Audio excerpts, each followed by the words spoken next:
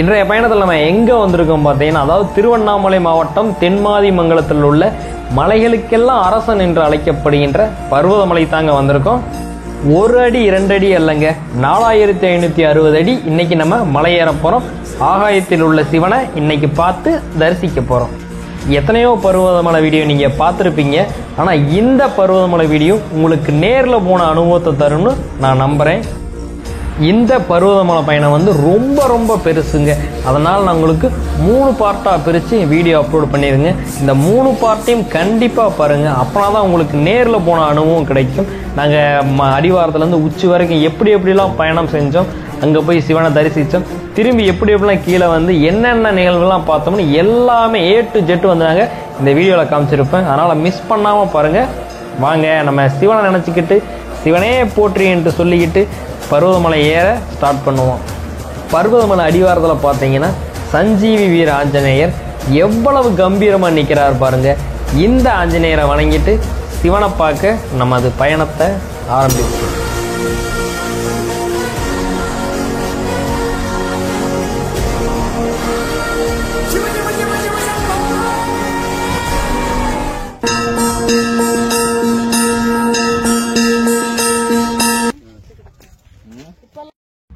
மணி பார்த்தீங்கன்னா இப்போ ஒரு மணி 10:30 ஆகுது. நம்ம 10:30 மணிக்கு தான் இப்போ தான் மலை ஏற ஸ்டார்ட் பண்ணியிருக்கோம். ஆனால் நிறைய பேர் பார்த்தீங்கன்னா நம்ம ஆப்போசிட்டில் வந்துக்கிட்டே இருக்காங்க. அவங்க வந்து நைட்டே மலையில் ஏறி அங்கே சிவனை தரிசனம் பண்ணிவிட்டு அங்கே நைட்டு தங்கி இருந்துட்டு இப்போ காலையில் பார்த்தீங்கன்னா மலையிலேருந்து இறங்கிட்டு வர்றாங்க. ஆனால் இப்போயும் ஏறுறவங்களும் பின்னாடி எங்களுக்கு பின்னாடி வர்றவங்க ஏறுறவங்க ஏறுறாங்க. ஆனால் நைட்டும் அங்கே சில பேர் அங்கே போய் சாமி தரிசனம் பார்த்துட்டு அங்கேயே தங்கி இருந்துட்டு நடந்து வர்றவங்களும் வந்துட்டு தாங்க இருக்காங்க.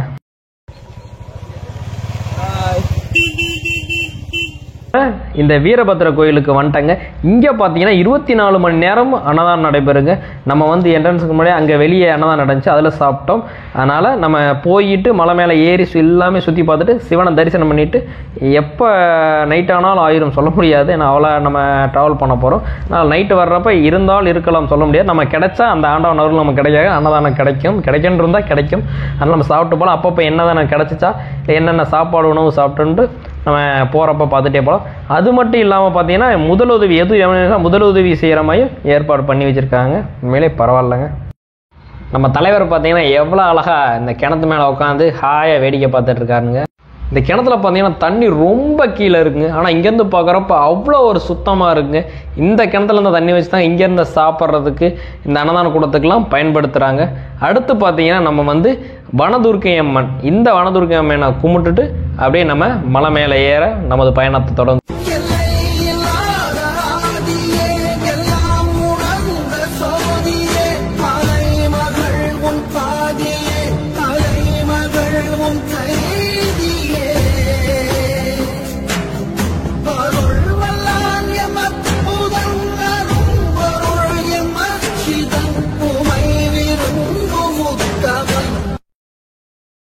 இந்த இடத்துல இருந்தாங்க படிக்கட்டு பாதை வந்து ஸ்டார்ட் ஆகுது. நீங்கள் எந்த கோயிலுக்கு போய் பார்த்தீங்கன்னா அதாவது படிக்கட்டு ஸ்டார்ட் ஆகிற இடத்துல பார்த்தீங்கன்னா அங்கே ஒரு விநாயகர் கண்டிப்பாக இருப்பாருங்க.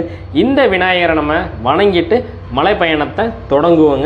இந்த படிக்கட்டு பாதையை பார்த்தீங்கன்னா ஒரு குறிப்பிட்ட தொலைவில் தாங்க இருக்குது. அதுக்கு மேலே பார்த்தீங்கன்னா கரடுமுரடான பாதைகள், கம்பி பாதை, கடப்பாறை பாதை, எக்கச்சக்கமான பாதையில் கடந்தாங்க நம்ம அந்த ஆகாயத்தில் இருக்க சிவனை பார்க்க போகிறோம். முடிந்த வரைக்கும் படிக்கட்டு நமக்கு அமைத்து கொடுத்தவர்களுக்கு கண்டிப்பாக நம்ம நன்றி சொல்லித்தாங்க ஆகணும். ஆனால் போகிறப்ப என்னதான் கரடுமுரடான பாதையில் கடந்து ரொம்ப கஷ்டப்பட்டு ஏற முடியாத ஒரு சூழ்நிலைக்கு வந்தால் கூட, ஆனால் அங்கே போய் அந்த ஆகாயத்தில் இருக்க அந்த சிவன் முகத்தை பார்த்த உடனே பார்த்தீங்கன்னா இங்கே ஏறி இவ்வளோ தூரம் கஷ்டப்பட்டு ஏறி வந்த அந்த களைப்பெல்லாம் உண்மையிலே சொல்கிறீங்க எங்கே போகுதுன்னு தெரியாது, அப்படியே பறந்து போயிடும். அப்படி ஒரு சொர்க்கத்தை வந்து நம்ம மேலே போய் பார்க்க போகிறோம். கண்டிப்பாக இந்த பயணத்தை மிஸ் பண்ணாமல் பாருங்கள். நீங்க என்ன இப்பதான் ஃபர்ஸ்ட் டைம் ஏறீங்களா? இதுக்கு முன்னாடி ஏறீங்களா? நான் மட்டும் ஃபர்ஸ்ட். குடி தண்ணி தண்ணி நல்லா தான் சுத்தமா இருந்துச்சு. எந்த பிரச்சனை இல்லை. அவ்வளவு பேர் சாப்பிடுறாங்க, எவ்வளவு பேர் சேரும், சுத்தம் தண்ணி தான் இருக்கும். ஓ, 2 சைடும் போட்டுருக்காங்களா? 2 சைடும் போட்டுருக்காங்க. லெஃப்ட் சைடு ஏறுறதுக்கு, ரைட் சைடு இறங்குறதுக்கா இருக்கு. சோடா, லெமன் சோடா எத்தனை ரூபா? நிம்ம காய் மட்டுமா? சோடா காயா இல்ல, சோடா 50 ரூபா. 50 ரூபாய். ஃப்ளவர் மில்க் ஸ்டுடியோ 800 படிக்கிட்டு வந்துட்டான். இங்க 800 படிக்கிட்டு 800 படிக்கிட்டு வந்தா 800 படித்தான்டா. ஆமா. அப்புறம் என்னங்கிற சித்தர்கள் வந்துட்டாங்களா? சித்தர்கள் ஒரு வழியா சித்தர்களை பார்த்தாச்சு. வாங்க போலாம். போலாமா? ஏடா வரமாட்டாரு? ஏண்டா நைட்ல நிறைய பேத்துக்கு வழி காமிச்சிட்டு தூங்கிட்டு இருக்காரு. ஹலோ ஹலோ ஊரானா பெருசுக்கும் அது வந்து கடிச்சிச்சேன்னா ஆளு பழைக்கிறது கூட கஷ்டம். அது அப்படியேப்பட்டது. அது நிறைய இருக்குங்களா? இல்ல ஒண்ணு இருந்துச்சே போய் பதுக்குள்ள தூந்துக்குச்சு. சின்ன பிள்ளைலாம் பார்த்து தான் வரணும். விளையாட்டு போக கைய வச்சுட்டு வருங்க. இப்ப நானே வந்துட்டு இப்ப கண்ண முன்னு எங்க பையன் இப்படியே வான்னு புடிச்சு இழுத்துட்டான். அப்புறம் நம்ம முடியாம கைய தொட்டு தொட்டு பிடிச்சு வருவான். அது சாப்பிட்டு உட்காந்துருக்கு. தாட்டி விடுற விவரமான இன்ன வரைக்கும் வேமா வந்து போட்டு என்னைய தாட்டி விடுற. ஃபேமிலியோட உட்காந்து இருக்குது. செல்ல பண்ணிட்டு போவோம்னா சரி.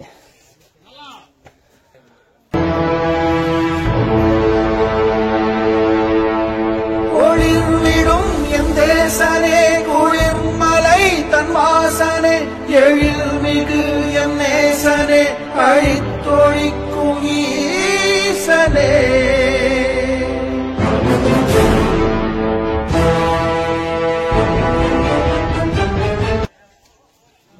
அதாவது சித்தர் வந்து இந்த இடத்துல ஜீவ சமாதி அடைஞ்சனால இங்கே பருவதமலைக்கு வரக்கூடிய பக்தர்கள் அனைவருமே இந்த இடத்துல இந்த லிங்கத்தை வணங்கிட்டு தாங்க அடுத்து பயணத்தை தொடங்குறாங்க.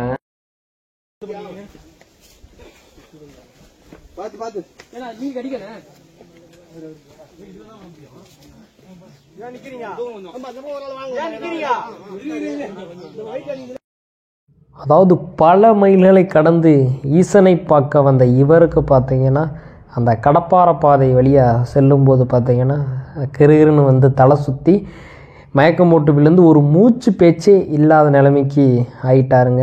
அதனால் அங்கே அந்த சில பக்தர்லாம் சேர்ந்து அடிவாரத்துக்கு வந்து அவரை கொண்டு சேர்ந்து போயிட்டுருக்காருங்கன்னா நான் பார்க்குறப்ப தான் ஒரு மூச்சு பேச்சே ரொம்ப இல்லை. அதனால் நம்ம இறைவனை வேண்டிக்கவும் இவர் நல்லபடியாக குணமடைய அந்த இறைவன் சிவனால் மட்டும்தான் முடியும். என்னடா பேர் இருக்கு படுத்தான் ஏறணுமோல.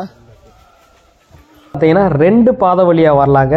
அந்த 2 பாதை சந்திக்க இடம் இதாங்க. ஒன்று பார்த்தீங்கன்னா தென்மாதிமங்கலம் வீரபத்திர சாமி கோவில் செல்லும் வழி அப்படின்னு போட்டிருக்க வந்து அதாவது இப்போ நம்ம ஏறி வந்த பாருங்கள் படிக்கட்டில் அந்த பாதை தாங்க இந்த பாதை.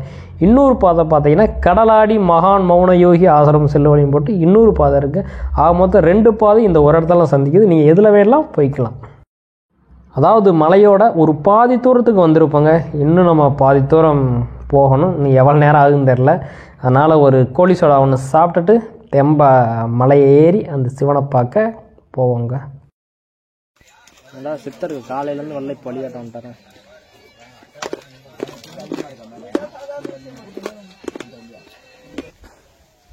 படிக்கட்டுமே செஞ்சு வச்சிருக்காங்கடா.